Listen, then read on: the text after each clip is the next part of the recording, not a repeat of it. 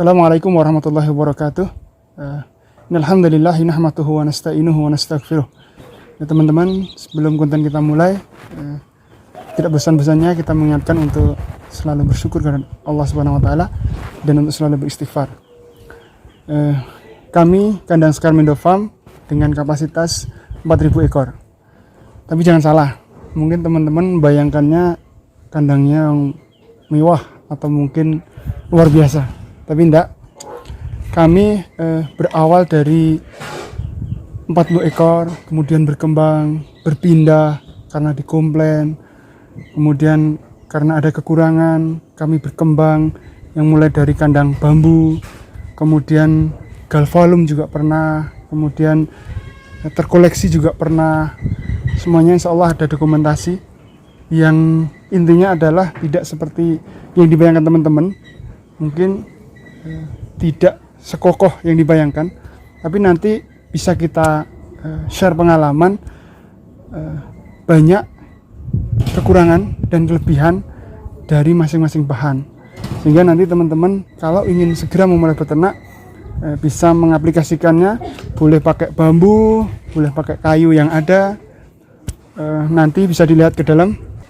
Yuk kita langsung aja masuk ke kandang Skarmindo. Bagaimana sih kandang dengan kapasitas 4.000 ekor.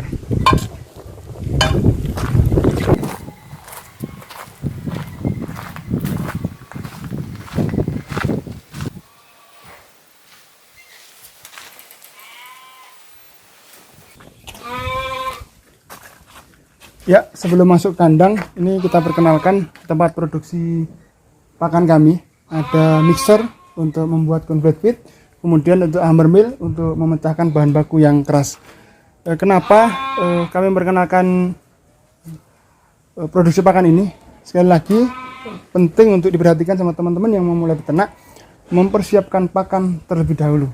Kemudian ada juga nanti drum, ini kembali ke pola pakan. Jadi apa sih yang mau diberikan kepada ternak domba dan kambing? Misalnya nanti dengan pola fermentasi, berarti kita harus siap tempat yang kedap udara. Di sini kita menggunakan dom, ada nanti yang pakai bak penampungan. Kemudian untuk complete feed kita menggunakan mesin penggerak, boleh pakai yang kecil atau mungkin dengan kapasitas yang besar, karena tadi untuk 4.000 bahkan kita insya Allah mampu untuk sampai 10.000 ekor. Kemudian kalau teman-teman mau mempersiapkan dengan pakan hijauan, berarti teman-teman harus mempersiapkan lahan. Berapa sih lahan yang dibutuhkan untuk target pemeliharaan? 100 ekor berarti butuh tempat, butuh lahan sekian ribu meter. Ini semuanya nanti ada hitung-hitungan. Insya Allah nanti bisa kita share di lain konten kesempatan. Di samping saya ini ada mesin penggerak. Teman-teman boleh pakai diesel atau mungkin motor, pakai listrik juga bisa, dinamo. Kalau kami memilih menggunakan mesin kendaraan mobil yang kita modifikasi, ini menggunakan PS. Kita juga ada dua, yang satu pakai Fuso. Kemudian ini berguna untuk menggerakkan dua alat. Yang pertama adalah untuk hammer mill, yang tadi digunakan untuk memecah benda-benda keras, bahan baku yang keras sehingga dilembutkan. Kemudian kita kaitkan juga dengan mixer untuk nge-mix sehingga menjadi complete feed. Ini hammer mill, sehingga nanti untuk memecah bahan-bahan yang keras, misalkan bungkus sawit, kulit kopi, gaplek, jagung, pokoknya nanti bahan-bahan yang keras kita proses sebelum kita mix, kita hammer mill dulu sehingga menjadi partikel yang lebih kecil. Nanti tinggal ganti sarangan, mau ukuran 2 mili, 3 mili, atau ya terserah mau ukuran berapa, nanti tinggal ganti di posisi saringannya. Kemudian kita kaitkan juga pakai kopel, itu untuk menggerakkan mixer yang fungsinya adalah untuk nge-mix pakan sehingga homogennya kecapai. Dengan mixer kapasitas 200 kilo, insya Allah kita mau naikkan sampai ke 500 atau mungkin sampai ke 1 ton insya Allah, sehingga produksi nanti bisa lebih ditingkatkan lagi. Ini tapi cukup dengan 200 kilo kapasitas, satu hari bisa memproduksi 5-10 ton kalau full, hingga untuk ternak sampai 10.000 ekor insya Allah kita masih mampu. Sementara ini kita maksimalkan kapasitas kandang kami di angka 4.000, tapi kami juga mensuplai teman-teman untuk sampai kapasitas 10 ton per hari. Kemudian drum, insya Allah kita punya sekitar 200 sampai 250. Mohon maaf karena kemarin banyak dipinjam juga teman-teman, sehingga paling nggak sekitar 220. Ini untuk fermentasi. Yang kembali lagi ke pola pakan fermentasi, kalau teman-teman pengen pola fermentasi nanti bisa menggunakan drum yang ini sangat efektif. Atau mungkin teman-teman juga boleh sih pakai bak penampungan, atau mungkin pakai tempat-tempat yang lain yang sekiranya bisa untuk kedap udara untuk membuat fermentasi, ataupun silase.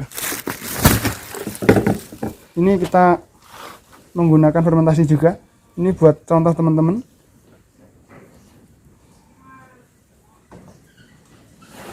Atau mungkin nanti juga buat silase, itu hijauan segar yang dimasukkan ke dalam wadah.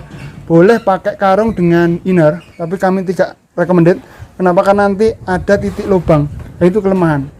Kembali lagi, semua di unit usaha ini pasti semua peralatan juga ada kelebihan dan kekurangan. Karena itu kita menyarankan untuk menggunakan drum daripada menggunakan karung dan inner.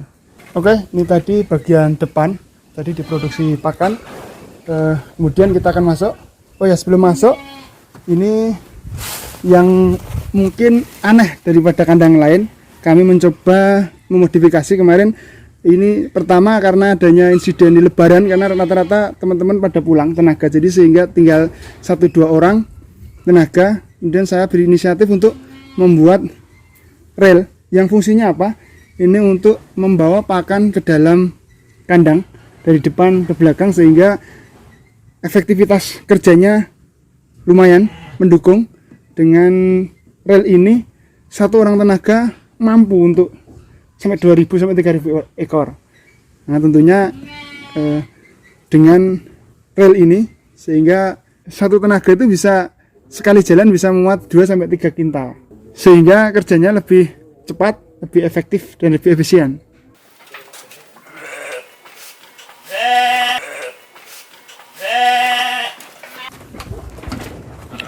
Ya, ini teman-teman penampakan dari kandang Skarmendo Farm yang tadi saya bilang tidak sewah yang dibayangkan. Masih ada bambu, kemudian pakai kayu, tapi ini kemungkinan perbaikannya kami tetap mengarah ke kayu. Nanti kita lihat, ini kita ganti konstruksinya, nanti akan kita ganti kayu semuanya. Kemudian di sini juga ada nomor blok. Kenapa? Ketika populasi besar kita butuh memetakan, sehingga ketika ada problem salah satu kandang, kita kan nggak bisa langsung sendiri gitu kan.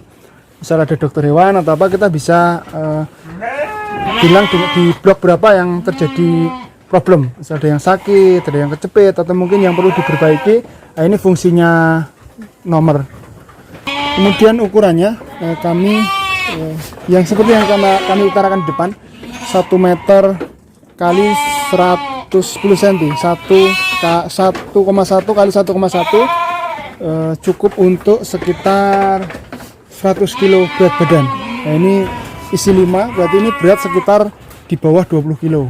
Kemudian nanti juga ada yang loss, mungkin ini untuk breeding. Kalau di sini kita manfaatkan untuk karantina, sehingga kambing datang dari pasar atau mungkin dari tempat lain, kita biasakan untuk dikarantina dulu untuk agar dia bisa menyesuaikan dengan kandang, baru nanti dipindah ke kandang petak-petak.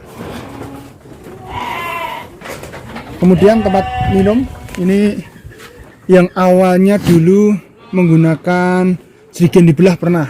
Kemudian teman-teman nanti tinggal menyesuaikan, sekali lagi menyesuaikan apa sih bahan baku yang tersedia.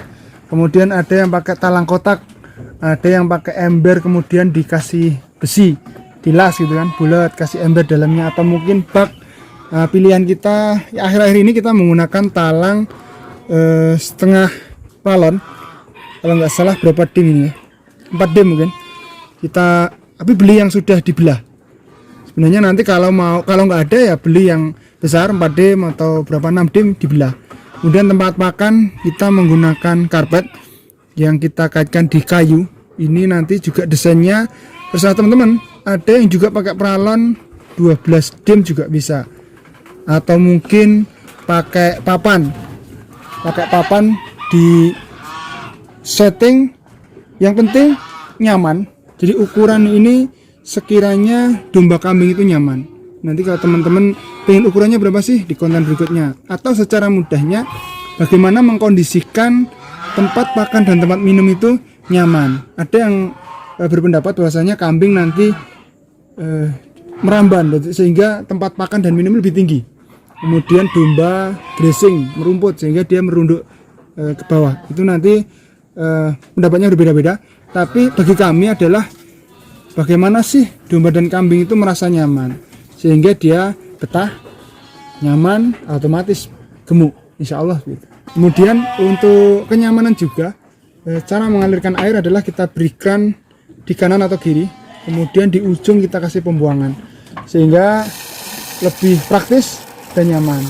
Tapi ada teman-teman yang menggunakan selang berkanjang boleh, tapi ketika dengan keran yang langsung melekat di dekat tempat minum akan memudahkan efektivitas kerja untuk mengisi air, sehingga ketika populasi 4.000 atau mungkin bahkan ribuan ekor tinggal sekali tuang aja, nanti tinggal panjangnya kandang ini meskipun nanti boleh di-sekat tadi sehingga akan nyaman untuk mengisi airnya.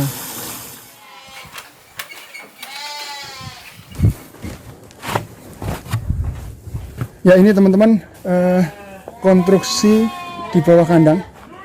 Ini kami biasanya dulu awalnya tinggi sekitar 1 meter sampai 150 cm, 1,5. Tapi kemudian seiring berjalannya waktu ternyata lebih nyaman dengan ketinggian di atas 2 meter. Ini lebih nyaman. Atau nanti ini juga pilihan sih, teman-teman pengen kandang terkoleksi. Banyak nih sekarang yang model kandang terkoleksi, dia lebih bagus. Nanti urinnya bisa terpisah, kemudian kotorannya bisa dikumpulkan, boleh. Tapi ketika populasi besar, kami lebih nyaman dengan semakin tinggi. Ini kita tunjukkan yang kandang ketinggian lebih dari 2 meter. Nah, ini kameramen bisa ditunjukkan keadaannya sehingga nanti memudahkan dalam proses mengumpulkan kotoran, yang mana akhirnya di beberapa konten yang lalu sudah kami sampaikan bahwasanya limbah yang awalnya masalah bagi kami sehingga mempunyai nilai yang luar biasa.